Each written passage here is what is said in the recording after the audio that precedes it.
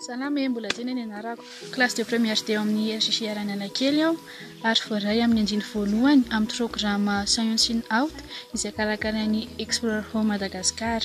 Aty amin'ny Antananarivo izahay amin'izao fotoana izao. Fantatrao ve fa ny bibikely na koa ny insecte dia mahay miafina sy miarotrena toy ny indra?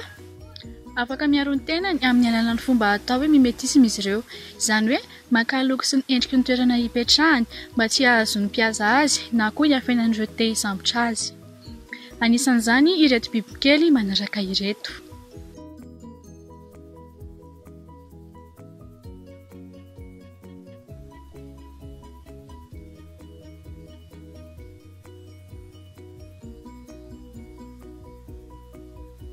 Antenaiko ary mahatondra fahalalana ho anao momba ny bibikely iny fanatsiatsiana iny. Misaotra anao nanjoy hatramin'ny farany. Veloma reo!